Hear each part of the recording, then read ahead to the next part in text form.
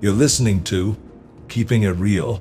I totally approve of this podcast. What you can do to help out is give a thumbs up, like, 5 stars. Anything can help. You could be a supporter of the podcast by donating $1 a month to the cause. So, Keeping It Real can't put a middle finger up to the establishment. We can help alternative media and entertainment sources. What are you waiting for? Do it. Do it now. Or I'll be back. Thanks for listening to this message and enjoy this show from a great guy, Jay Scott. Keeping It Real. Hey everybody, I've got some interesting info for you about words and how they have a magical way of influence over people. And I believe most people know this, but think of the word abracadabra. Magicians have always said it, doing their tricks for hundreds of years, maybe more. The word is actually ancient. So let's get into the power of words, will, and creation. And it's more than just abracadabra. Word manipulation is something that is well known, studied, and used on advertising, the public, with propaganda, media. It's very important that you learn how to use rhetoric, the use of language. I believe that we are not educated in this as a means of dumbing us down, while I see elite institutions that educate individuals, including the trivium, which is partly rhetoric. That's one part of it. Understanding logic, thought processes, words, how to use them, how to speak them is so important because you can change the consciousness of an individual. You can change it for your good, for the world's good. You can change it for the worse. You can change it to do anything that you may please once you understand the methodology behind it. Words are more than just symbols. In ancient times, abracadabra held profound meaning across multiple languages. In Hebrew, it translates as, I create as I speak, or I will create as has been spoken. In Aramaic, it carries a similar significance, create as I say. What once was a mythical incantation for magicians and illusionists speaks to a deeper truth about our reality. Words are not just symbols, but carriers of power, intention, and action. Our great ancestors knew these truths. Just as magicians speak abracadabra and perform an act, pulling a rabbit out of the hat, for instance, we too possess this innate ability to create through our words and actions. The difference between illusion and reality lies in how we honor our words and the unity between thought, speech, and deeds. Number 1, the foundation of reality. Existence precedes consciousness. The nature of reality is rooted in existence. Before anything else, there is existence. And within it, consciousness emerges. Our consciousness does not create existence. Rather, it exists within the material reality that precedes it. Something else created all that. Maybe God? In this sense, our consciousness is both a product of existence and a force within it. Beyond our existence is all consciousness. Our God or Creator consciousness, whatever you choose, which many believe can be accessed. Akashic records, anybody heard those? Akashic records is supposed to be universal consciousness that everybody can tap into. That is another road completely go down. Not today. But people do believe you can access these states of the Akashic records through meditation, prayer, psychedelics, near-death experiences, etc., things of this nature. I have dwelled beyond the boundaries of the existence of the flesh body into other realms. I've talked about it many times. Not today. Not going to go back over it. But we'll move on. It's just for context here. This outside creator consciousness creates the reality we all exist in. God again. Or whatever you want to call it. The power of consciousness. All consciousness has the power to create, but it does so primarily within existence, not outside of it. This means that we can shape and influence the world around us, but we cannot bend the world to our will with mere words alone. To create, we must not only think or speak, but also act in alignment with these thoughts and words. This creates authenticity or unity in the whole universe. Everything becomes in alignment, not just us, but the world around us. When you are in alignment, the universe comes into alignment with you, helping you reach the words you speak, the spells you cast. You spell words, you spell sentences, they're spells. Number 2, the true meaning of abracadabra. Words and actions must align. As I speak, I create. It isn't about conjuring objects from the air with a magical incantation. It's a declaration of integrity and intention. A commitment that what we say will be followed through by what we do. To live by abracadabra means to be aware of our words being used, matching our external actions with the internal expression of our consciousness.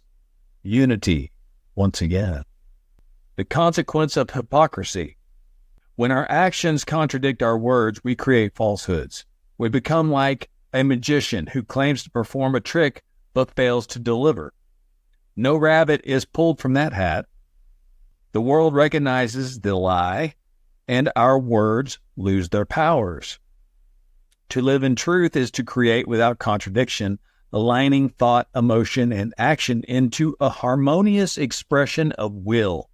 Otherwise, we become like static on a radio or TV, not receiving a clear signal. This discordance, this static, this is not being in authenticity of who you truly are. The universe does not work well with people that are not in authenticity. Speaking in alignment with who they are and their will and their wants and honor and truth, all those things. Number 3, thought, will, and moral law. The choice of creation. Every time we make a choice, we exercise the creation power of our will. Free will allows us to manifest actions to bring ideas into the realm of existence. The question is whether our choices are in alignment with the truth and moral law or driven by selfish desires and delusions. True creation stems from a will aligned with a higher frequency of moral principles, not just of personal whims. Lead yourself, don't be led.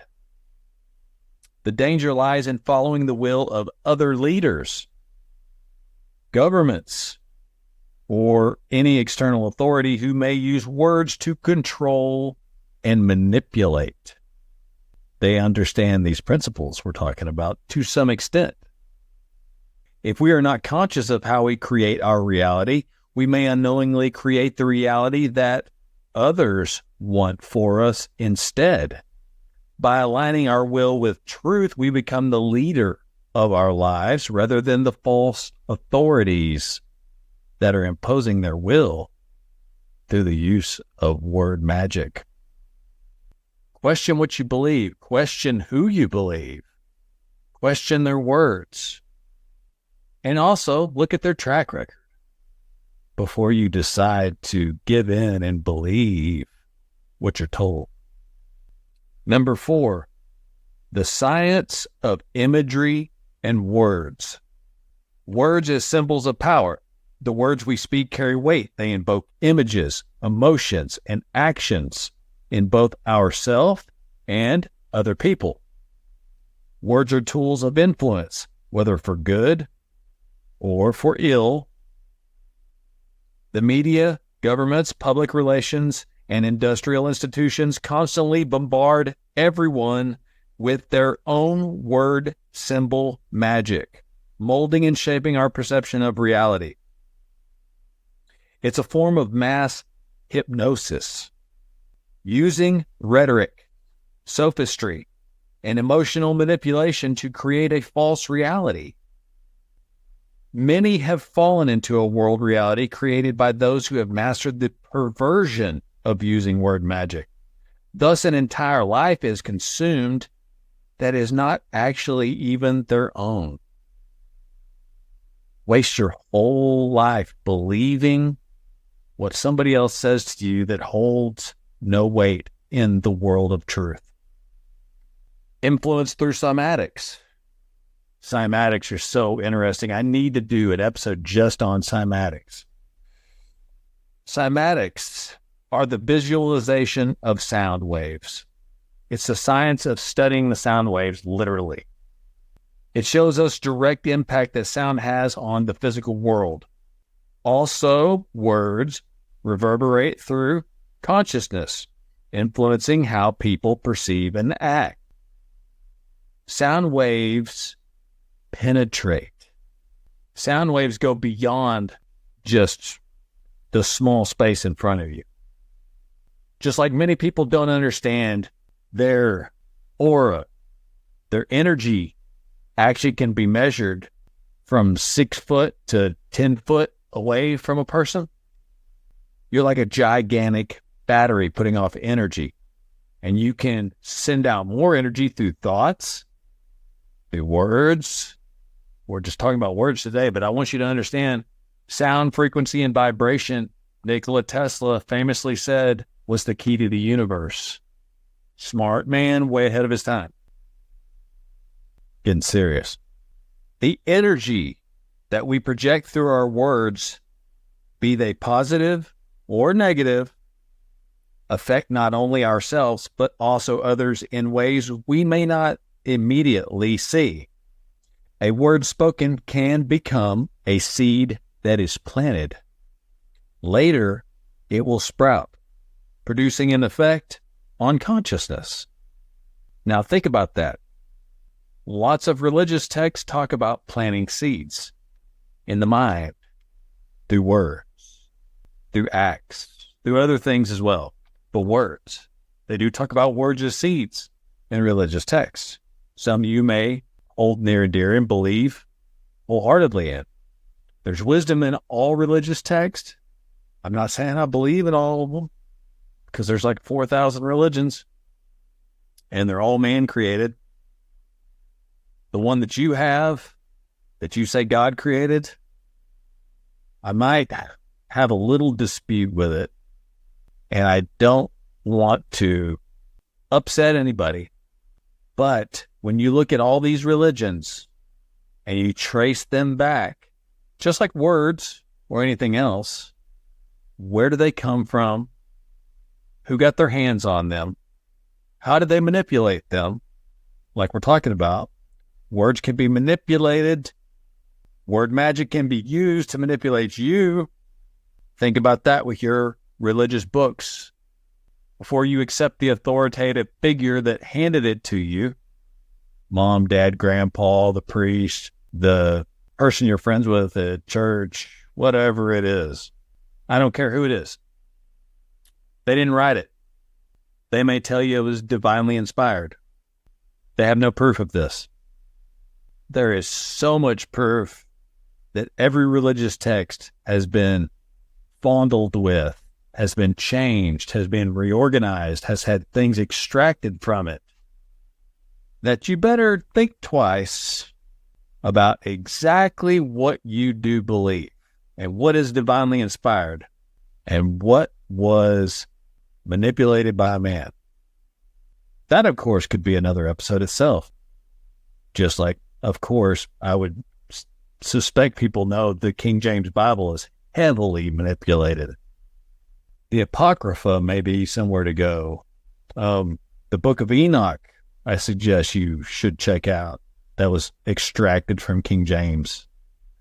These enlighten you further than you'll get with just King James.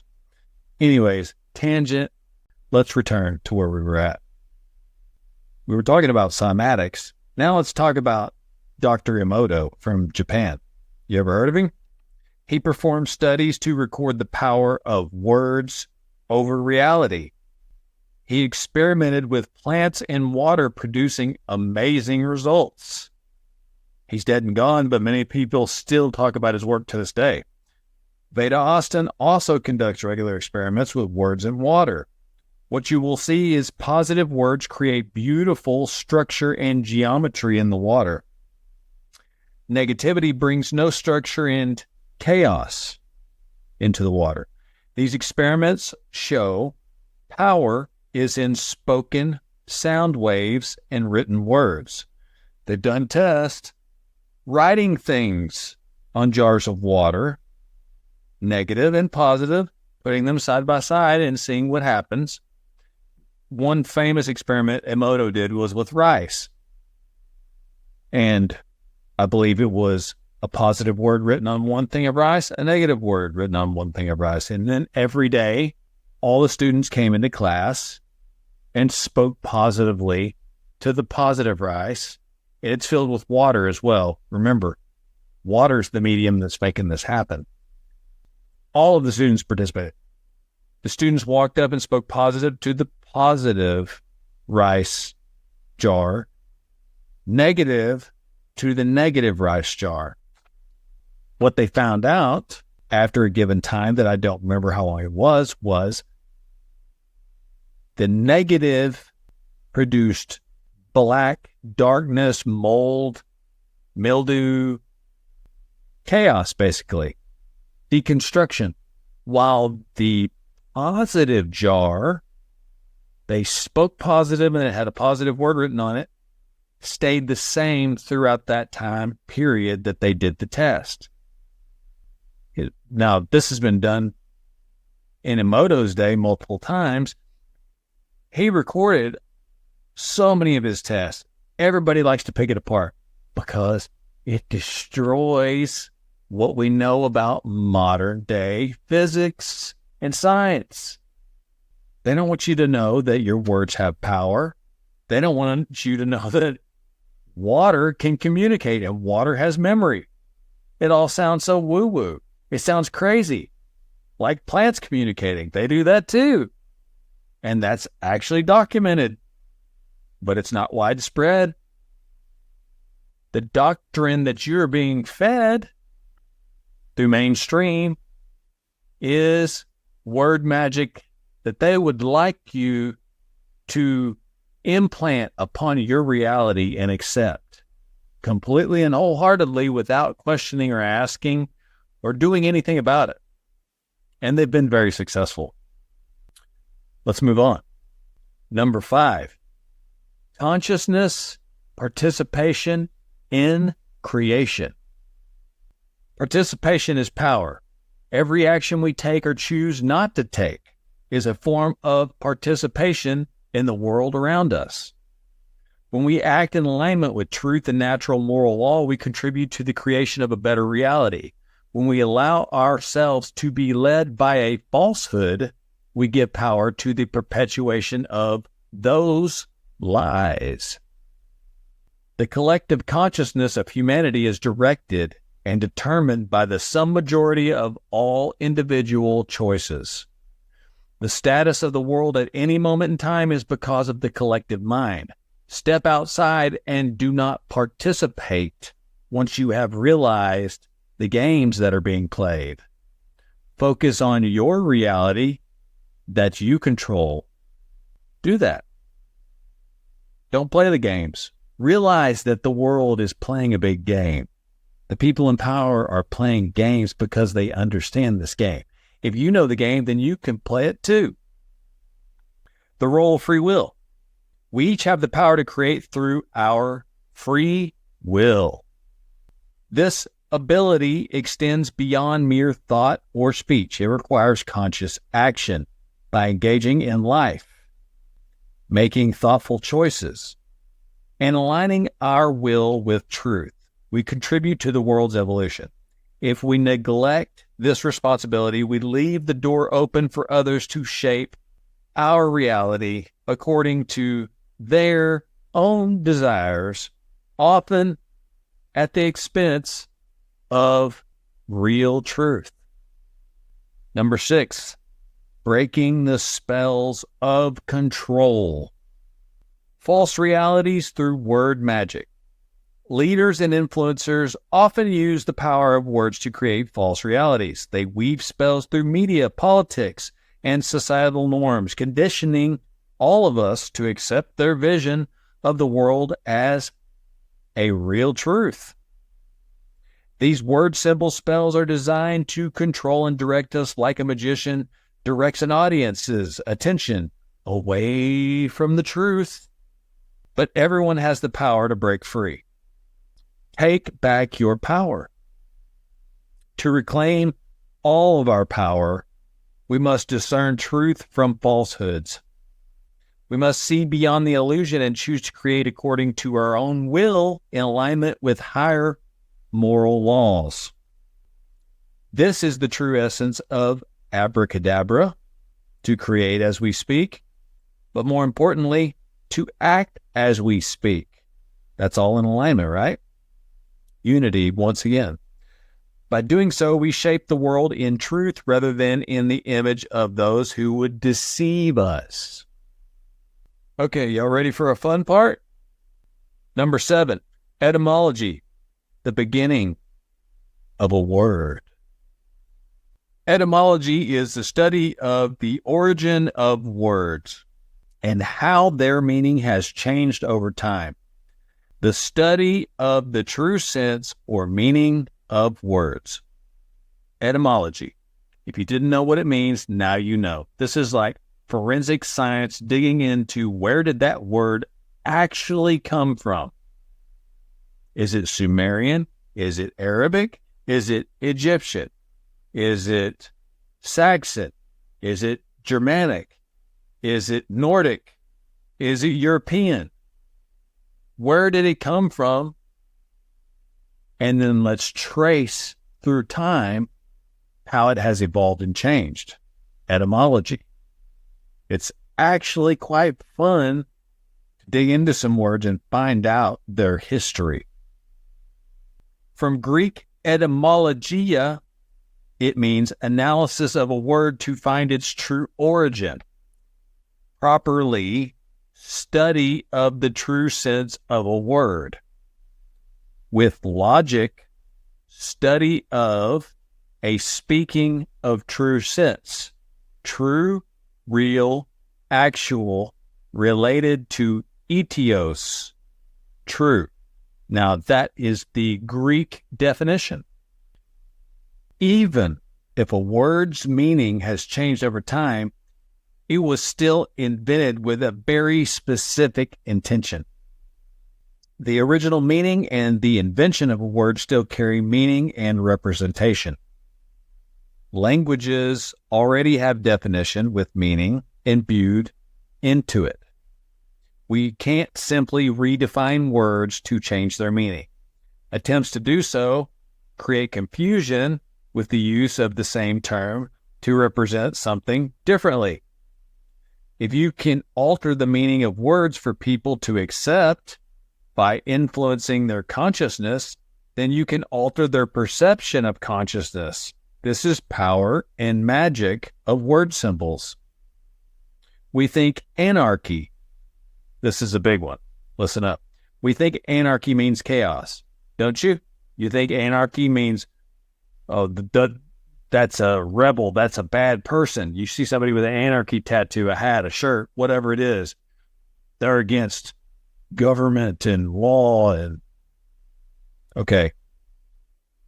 truly the representation is of freedom from rulers and masters where there are no slaves. I'm an anarchist. The true definition of anarchy, I fit that. I do not want rulers and masters over me, and I do not want to be a slave. Similarly, the word occult. Now, if that gives you a dark feeling, doesn't it? Occult means, well, occult's in the word. Occult. I could look into the deeper etymology of occult and find out what the beginning portion of that is tied to cult, and it would get real interesting, but I'm not going to do that, and I didn't do that. But occult, just think about the word occult. You're going to start thinking about people in robes with knives, sacrificing people to gods that we don't know the names of, and drinking the blood and stuff like that. Okay, occult generally means evil to most people. I just wanted to make that point. So occult has been given a negative connotation, as I said. Like it's evil, it's dark, it's dangerous, etc. When it only means literally hidden or secret. Occult means hidden or secret. So when they say the occult knowledge, it's secret, hidden knowledge. It doesn't mean evil. It's not bad. It's being partitioned off to the side so you don't know about it. So look into the occult. Some of it's going to be evil. Some of it's going to be good. Some of it's going to be great. Some of it's going to be the truth that you're missing out on because of that word occult scaring you off. Because somebody used word magic to make you think everything occult is evil. And it worked. Think about this. Like nowadays, people say, "That's sick, man," or "Dude, you killed it." Now, this means something good. In slang, in the terms that we speak it, you're literally using opposite negative framing for something that is supposedly positive or good. Now, that's a rabbit hole in itself, and I'm not going to go down it. But your subconscious mind always knows. And there is an original meaning that's attached to these words. So remember vibration, cymatics, things like that. It exists. There is a meaning to this, even though you might mean something different. Just consideration for you. Words changed recently. Vaccination, pandemic, gain of function, inflation, genders. Well, gender names. Well beyond the male and female. Anyways, the U.S. government is behind these during the last 4 years. Every definition changed to confuse and cloud the terms that benefit their class, not the average person. The elite aristocratic are the ones that are manipulating these definitions. Words changed from the past. We commonly describe schools like Dartmouth, Harvard, Cornell, and other Ivy League schools as very prestigious. Oxford, over in England, I can't think of all. Anyways, I'll move along. What does prestigious actually mean if we look into the etymology? Prestigious is an adjective from the 1540s. Here we go. First, practicing illusions of magic, deceptive, from Latin, prestigio, whatever. I can't pronounce that because I don't speak Latin. Full of tricks, juggler's tricks. Probably altered by dissimulation from another word I can't pronounce, to blind, blindfold, dazzle. to tie or bind. Verb, derogatory until the 19th century, meaning having dazzling influence, is attested from 1913, related prestigiously and prestigiousness. Okay, there you go. The original meaning of prestigious isn't even close to what you think it is. Put that definition upon these prestigious universities or doctorate degrees or anything else you see out there in the world, the prestigious president of the United States, whatever you want to say is prestigious, look at where it came from, the etymology, and how the word has been subtly changed. Doctor, a noun from the 1590s, to confer a decree on. From doctor, meaning to treat medically, is from 1712. Sense of alter, disguise, falsify. In the 14th century, a medical professional, replacing the native leech as the word that was used. Leech? Okay, so let's look up leech etymology definition to see why was a doctor called a leech at some time? Leech, noun, physician, obsolete, poetical, or archaic, from Old English, leech, Old Danish, and Proto-Germanic. Enchanter, one who speaks magic words. Healer, physician. Old Frisian, Old Saxon, Old Norse. High German, Gothic, literally one who counsels, perhaps connected with a root found in Celtic. Compare Irish, charmer, exorcist, physician, and Slavic, from conjure, to collect or gather, with derivative meanings, to speak, to pick out words. Fucking weird, man. Pharmacy, noun, late 14th century, a medicine, from Old French pharmacia, a purgative. 13th century, from medieval Latin pharmacia, from Greek pharmakia, use of drugs, medicines, potions, or spells, poisoning, witchcraft, remedy, cure, from pharmakias, preparer of drugs, poisoner, sorcerer, drug, poison, filter, charm, spell, enchantment, meaning, use or administration of drugs. Place where drugs are prepared and dispensed is first recorded in 1833. Okay, well, anyways, looking at pharmacy, motherfuckers are into witchcraft, sorcerers, poisoners, charmers, spellcasters, enchanters. Okay, let's move on to something like me. I'm a nice guy.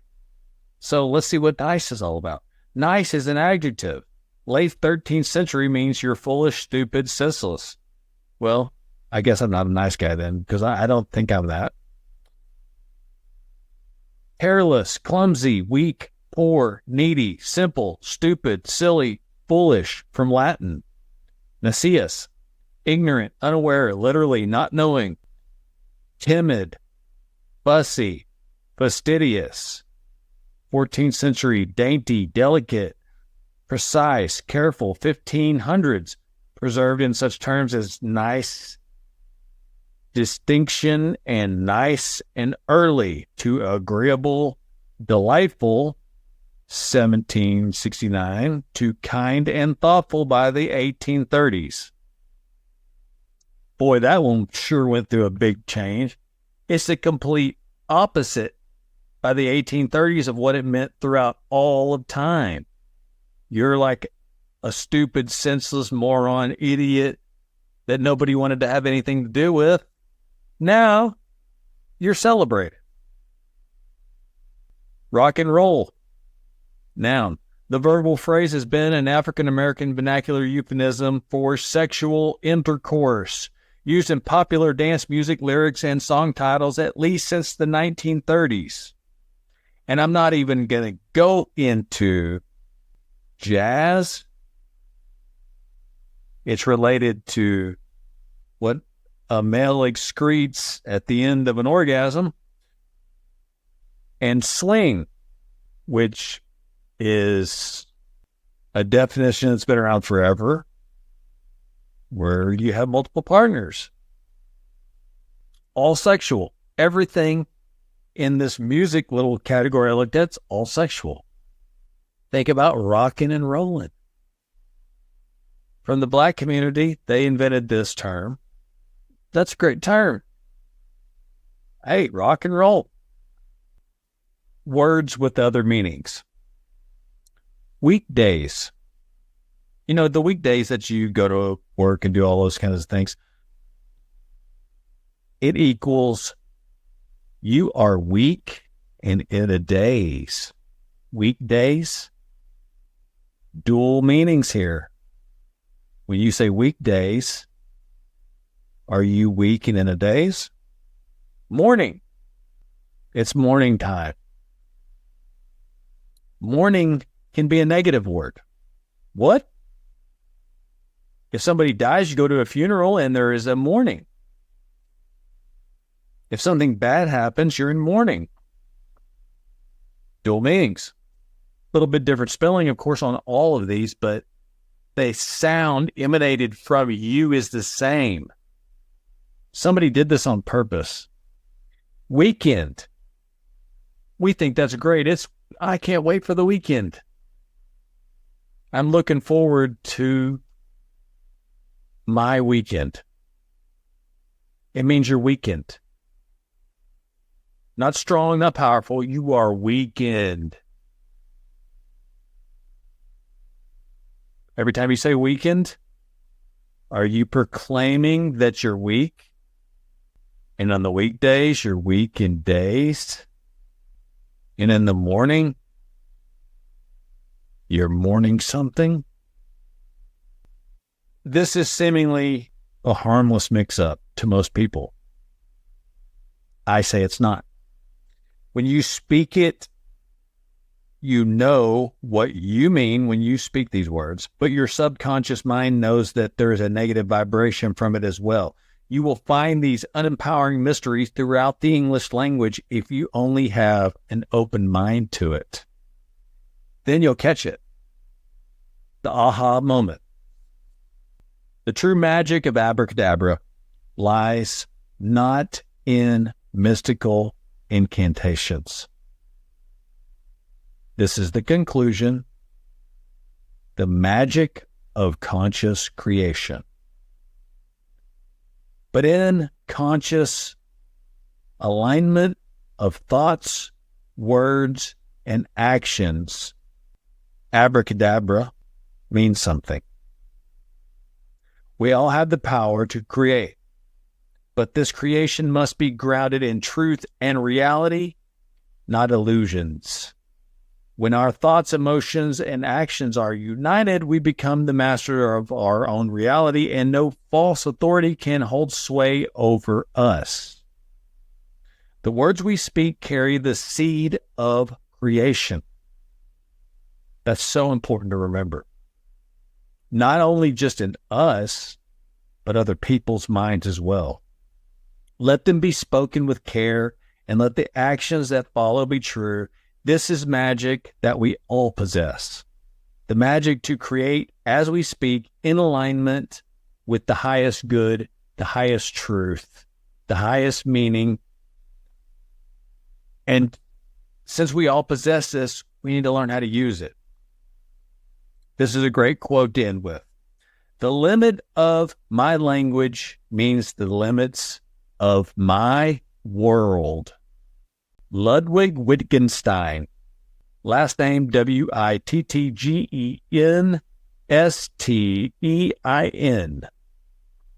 Smart guy. That's all I can say, man. Very, very smart guy. So I'm going to do more on words in the future because there's a lot more words than what I spent time on today giving you.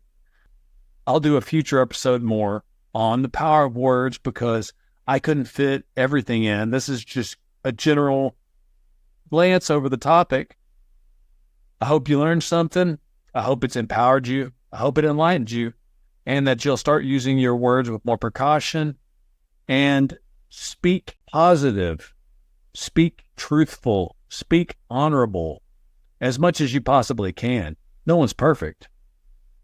And then recognize when others are using this to manipulate, to have you consciously take on the world that they want you to take on. Not the real world, the reality that they want. They can create it in your mind as much as you can create it in others. They do it with malice.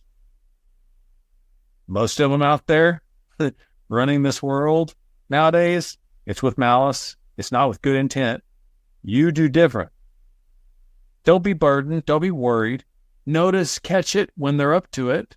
Avoid it as much as possible. You don't have to watch the news and all the negative stuff they try to fill your head with.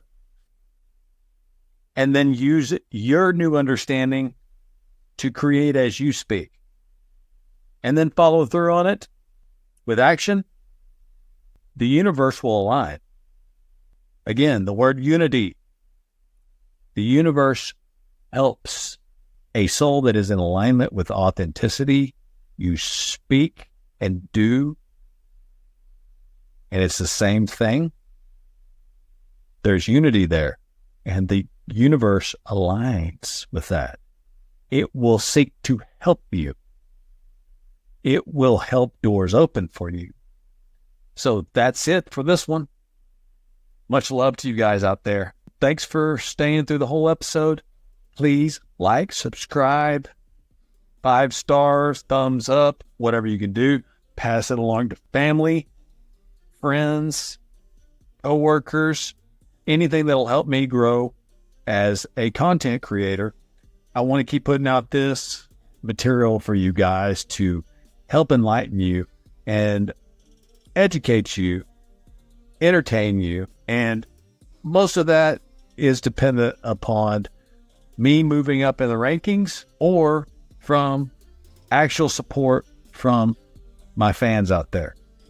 So if you did enjoy this and you feel like actually supporting with dollars, could be $1 a month. That's all you have to do. There's a link below in the description, and if you'll click on a support, you can pay $1 a month. I'm not asking for the world. That's less than a cup of coffee. That's less than most things. Can you get anything for $1 these days? I mean, you can pay more if you want, but all I'm asking is, hey, if you enjoy the show, subscribe and donate $1 a month.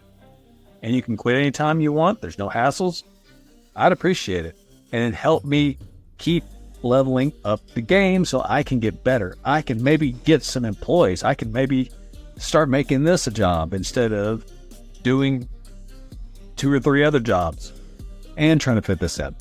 So anyways, that was my lame attempt at getting you to help me out.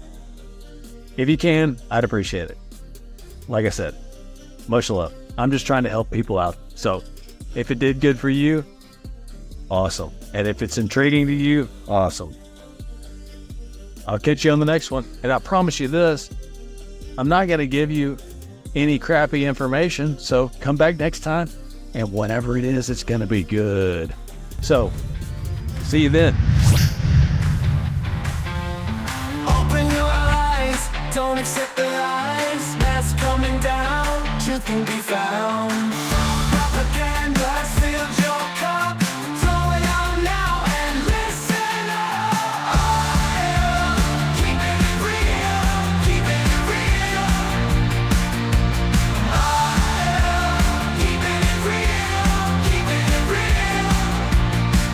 Hey, thanks for joining in. If you're enjoying this podcast, please rate, review, comment, subscribe, and if so inclined, please support the podcast for as low as $1 a month, or you can leave me a tip. Look down below in the description.